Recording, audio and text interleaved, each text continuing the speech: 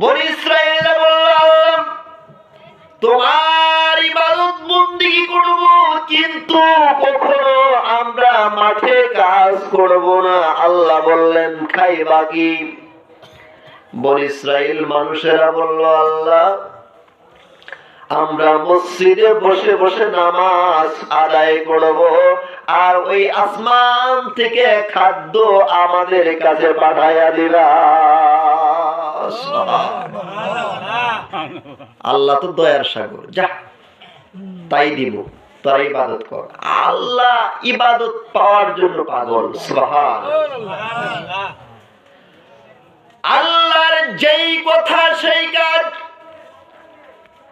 এই বনী ইসরাঈল সম্প্রদায়ের মানুষেরা মসজিদের ভিতর চলে গেলেন, খালি ইবাদত করে।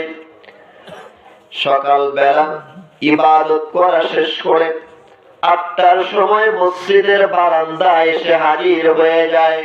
উপর দিকে তাকাইয়া দেখে আল্লাহ আসমান থেকে জাকা ভর্তি খাবার পাঠাইয়া দিতেছে। সুবহানাল্লাহ। এই খাবার বাতাসে দুলতে দুলতে দুলতে দুলতে মসজিদের বারান্দায় আসে। তারা হাত দুটা এরকম ওপেন করে দেয়, এক একটা বড় বড় রুটি হাতের মধ্যে সে হাজির হয়ে যায়। সুবহানাল্লাহ। বান্দা বলে, আল্লাহ রুটি পেলাম, এই রুটি কি দিয়ে খাবো? আমাদের খাবারের জন্য কিছু তরকারি দেওয়া লাগবে। সুদা সুদা রুটি তোর ভালো লাগে না। আল্লাহ কয়, ইসরাঈল বান্দারা আমার এই রুটিটা এরকম করে ধরো। রুটিটা যখন এরকম করে ধরে আল্লাহ আসমান থেকে একজাক পাখি দুনিয়ার মধ্যে পাঠিয়ে দেন। এক একটা পাখি এক একটা রুটির মধ্যে যখন নামে, এক একটা রুটির উপরে যখন বসে, সঙ্গে সঙ্গে বোনা মাংস হয়ে যায়। মজা কারে কয়? বোনা মাংস দিয়ে রুটি খাইতে মন চাইতেছে না? আল্লাহ খাওয়ালেন, আর তারা মসজিদের বারান্দায় বসে বসে খাইল। রুটি খাওয়া শেষ, এখন কি লাগবো? রুটি মাংস খাইছে, এখন কি লাগবো? পানি লাগবো। আল্লাহ পানি দাও। আমরা তো টিউবওয়েল চাই, পানি বের করতে পারবো না। সেই যুগে কোনো মোটরের ব্যবস্থাও ছিল না। মোটরের ব্যবস্থা থাকলে তো আবার কাজ করা লাগবো, কাজের সাথে কোনো সম্পর্ক নাই। আল্লাহ কয়, ও আমার বান্দারা, দেখো মসজিদের নিচে গাছ আছে, দুবলা গাছ আছে, ভাড়াল গাছ আছে।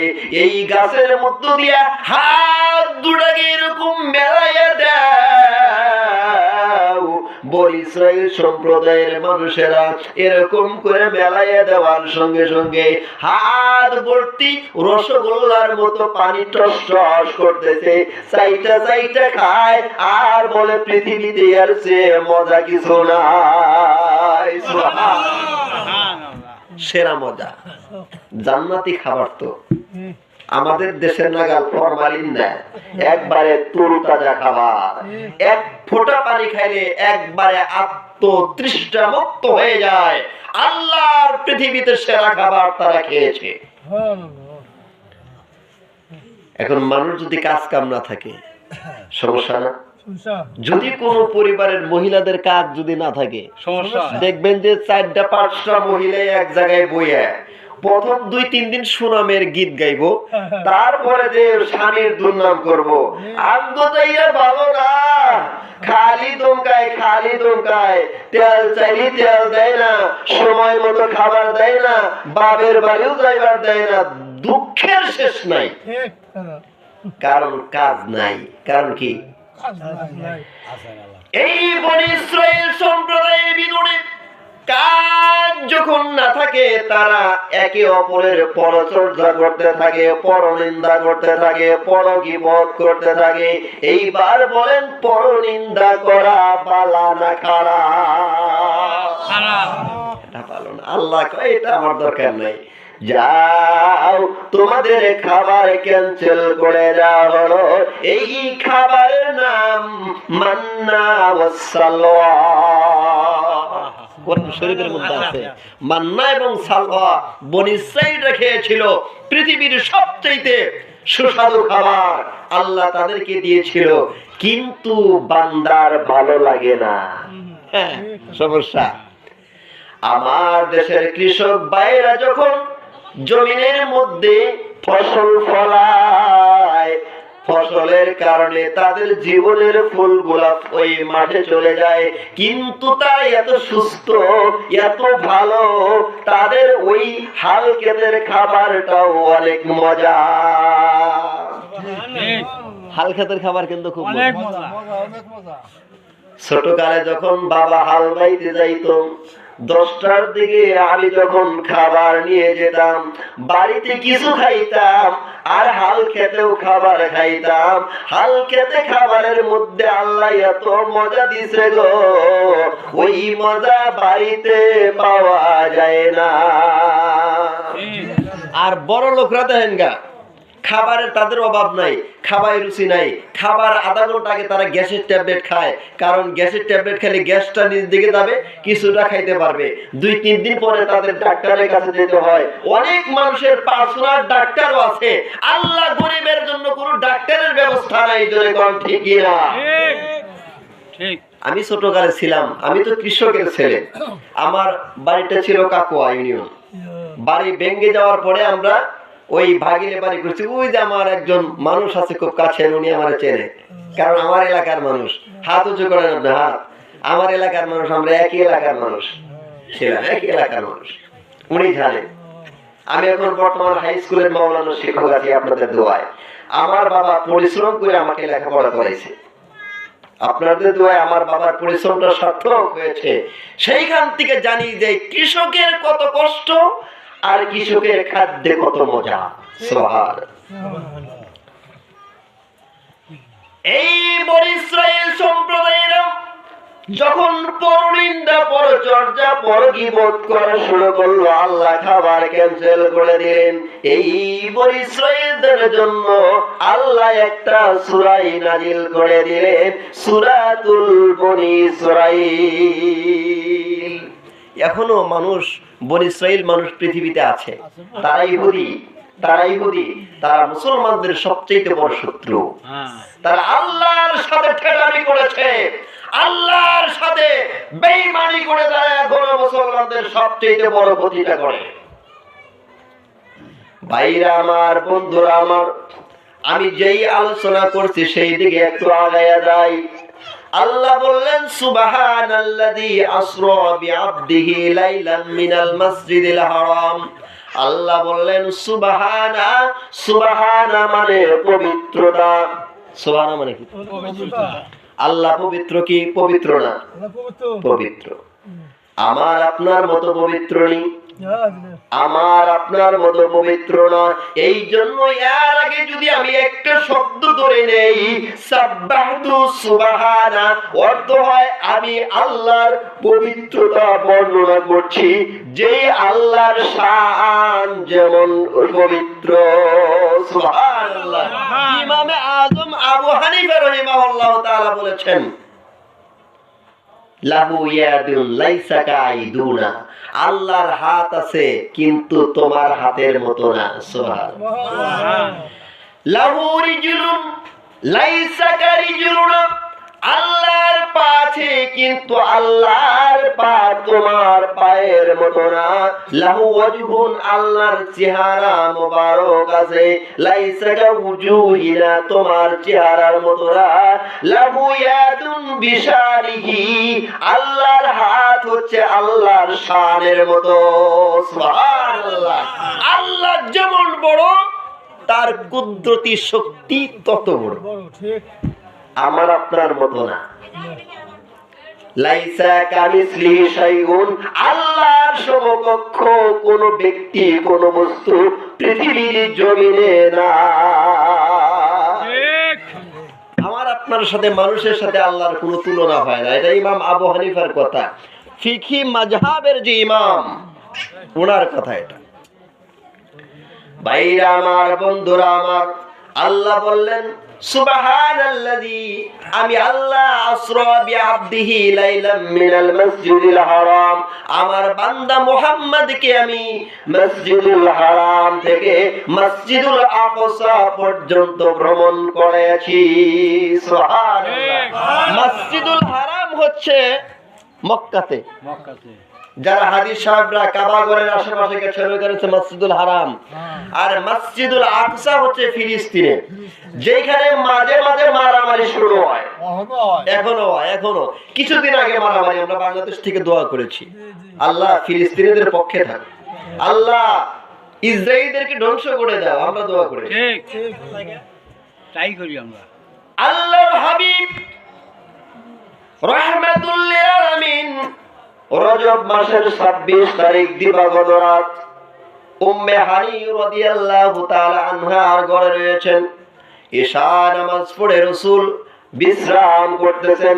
আল্লাহ তার বন্ধুকে মেরাজে নিয়ে যাবেন, আরশে আজিম দেখাবেন, এই জন্য তিনি বোরাক পাঠিয়ে দিবেন। আল্লাহর হাবিবকে জিবরাইল এসে সালাম করলেন, আসসালাতু ওয়াসসালামু আলাইকা ইয়া রাসূলুল্লাহ, ইয়া হাবিবাল্লাহ, আপনাকে আল্লাহর দরবারে যাওয়া লাগবে। সুবহানাল্লাহ। আল্লাহর দরবারের কথা শুনে আর দেরি নাই, ওযু বানাইয়া রাসূল চলে গেলেন বোরাকের মধ্যে সওয়ার হয়ে। মুহূর্তের মধ্যে এক দেশ থেকে আরেক দেশ মসজিদুল আকসার মধ্যে নিয়ে গেলেন। মসজিদুল আকসার মধ্যে নিয়ে যাওয়ার পরে আল্লাহর হাবিব অনেকগুলা নবীদের সামনে ইমামতি করে নামাজ আদায় করলেন। এইবার আল্লাহ তাআলা তাকে আরশে আজিমে নিয়ে যাবে। প্রথম আসমান ভেদ করতে হবে, দ্বিতীয় আসমান ভেদ করতে হবে, তৃতীয় আসমান ভেদ করতে হবে। এই জন্য প্রোটেকশনের প্রয়োজন আছে। জোরে সোরে বলেন ঠিক কিনা? মানে একটা প্রস্তুতির দরকার আছে। জিবরাইল আলাইহিস সালাম রাসূলের সিনা মুবারক ফায়রা দিলেন, মানে বুকটা কাইটা দিলেন, দুইটা ভাগ করে দিলেন। ভিতর থেকে কি যেন বের করে জমজমের পানি দিয়ে ধৌত করলেন। আনাস রাদিয়াল্লাহু তাআলা আনহু সত্যায়ন করেছেন। আল্লাহর হাবিবের সবচেয়ে কাছের একজন সাহাবী, তার নাম আনাস। এই আনাস রাদিয়াল্লাহু তাআলা আনহু একটানা 10টি বছর আল্লাহর রাসূলের গোলামি করেছে। জোরে বলেন সুবহানাল্লাহ। কয় বছর? আর জোরে বলেন কয় বছর? 10 বছর যদি একজন ব্যক্তি একটা রাসূলের পাশে থাকে, রাসূল কখন কি করে জানবেন? আনাস রাদিয়াল্লাহু তাআলা আনহু বলেন, ওয়াকাদ কুনতু আরা ফি আসরাল মাকিতি ফিহা সাদরিহি। আনাস রাদিয়াল্লাহু তাআলা আনহু বলেন, আমি তাকিয়ে দেখলাম, ওয়াকাদ কুনতু আরা ফি আসরাল মাকিতি ফি সাদরিহি, আল্লাহ রাসূলের বক্ষ মোবারক যে সেলাই করা, সেলাইয়ের বড় বড় দাগ আমি দেখেছি। সুবহানাল্লাহ। মা বোনদের সিজার করার পরে দাগ থাকে না? দাগ থাকে কিনা? দাগ থাকে। আনাস রাদিয়াল্লাহু তাআলা আনহু বলেন, আল্লাহ রাসূলের বক্ষ মোবারকের যে দাগ রয়েছে সেলাই করা, এই দাগটা আমি দেখেছি। আল্লাহ রাসূলকে 3 বার সিনা সাক করা হয়েছে, 3 বার ওপেন সার্জারি করা হয়েছে। আল্লাহ রাসূল যখন মক্কাতুল মুকাররমাতে জন্মগ্রহণ করলেন, জন্মের পরে মক্কার রীতি অনুযায়ী, কুরাইশ বংশের রীতি অনুযায়ী আল্লাহর হাবিব মুহাম্মদকে তারা অন্য জায়গায় লালন পালন করাবে। আরবের দেশে মহিলাদের সম্মান ছিল অনেক। 10 মাস 10 দিন পেটে ধারণ করার পরে যখন ভূমিষ্ঠ হতো, হওয়ার পরে ওই ছেলেকে তারা মানুষ করতো না, লালন পালন করতো না, আলাদা একটা দাসী বানিয়ে দিত। 2.5 বছর 3 বছর, তাই না? আলাদা একটা দাসী নিয়োগ দেওয়া হবে। মক্কার বুকে ঘোষণা করা হলো, কে আমার এই শিশু মুহাম্মাদের লালন পালনের ভার গ্রহণ করবে। গরিব একটা দাসী, তার নাম ছিল হালিমাতুস সাদিয়া, বনু সাদ গোত্রের মেয়ে। এই হালিমাতুস সাদিয়া নবীজির লালন পালনের দায়িত্ব নিয়ে গেলেন। হালিমাতুস সাদিয়া একটা নরমাল দুর্বল একটা ঘোড়া নিয়ে এসেছিলেন। কিতাবের মধ্যে আসছে, আল্লাহর হাবিবকে নিয়ে যখন দুর্বল ঘোড়ার উপর সওয়ার হলেন, ভরসা ছিল এটা দুর্বল ঘোড়াটা বসে পড়বে, কিন্তু না, দুর্বল ঘোড়াটা সবল হইয়া দৌড়ে দৌড়ে ওই বাড়ির ভিতরে চলে গেলেন। সুবহানাল্লাহ। কেমন নবী, কেমন নবী, কেমন তার মুজিজা। দুর্বল ঘোড়া সবল হয়ে গেল শিশু নবীর উসিলায়। সুবহানাল্লাহ। হালিমাতুস সাদিয়া রাদিয়াল্লাহু তাআলা আনহা আল্লাহ রাসূলকে নিয়ে গেলেন। তার আরেকটি ছেলে ছিল, তার নাম আব্দুল্লাহ, আর মুহাম্মদকে নিলেন পালক। এই দুইটা শিশু একসাথে তিনি লালন পালন করতে শুরু করলেন। আল্লাহ রাসূলের বয়স যখন 2 বছর হয়ে গেল, 2 বছর পরে মানুষ কথা বলে না, কথা আসে মুখে বলে আসে না, মুখে বলে থাকলে একটু খারাপ শব্দ মাঝে মাঝে কয় না গো, মুখে বলে আসলে খারাপ শব্দ কয় না। আল্লাহ রাসূল খারাপ শব্দ করবে এটা আল্লাহ চায় না, তার রাসূল খারাপ শব্দ করবে এটা আল্লাহ চায় না। আল্লাহর হাবিব খারাপ শব্দ মুখ দিয়ে বলবে এটা আল্লাহ চায় না। জিবরাইল আমিনকে পাঠিয়ে দিলেন, জিবরাইল তুমি যাও, আমার রাসূল যেন খারাপ শব্দ বলতে না পারে। আল্লাহর হুকুমে জিবরাইল আলাইহিস সালাম আসলেন, রাসূলের সিনা মুবারক দুটো ভাগ করে দিলেন, ফাইরা দিলেন, ফাইরা জমজমের পানি দ্বারা দ্রুত করে সেলাই করে দিলেন। এই ঘটনা আল্লাহ রাসূলের দুধ ভাই আব্দুল্লাহ দূর থেকে যখন দেখে ফেলল, আব্দুল্লাহ দেখলো কে যেন আসমান থেকে নামলো আর মুহাম্মাদের বুকটা ছিঁড়ে 2টা ভাগ করে দিল, মাঝখান থেকে কি যেন বের করে সাদা পানি দ্বারা দৌত করে দিল। এই ঘটনা তার মা হালিমাতুস সাদিয়াকে যখন বলল, আম্মু জান এই ছেলেকে আমাদের বাড়িতে রাখা যাবে না, কারণ আল্লাহ রাসূল কুরাইশ বংশের মানুষ, খুব দামি বংশ, মক্কাতুল মুকাররমাতে খুব দামি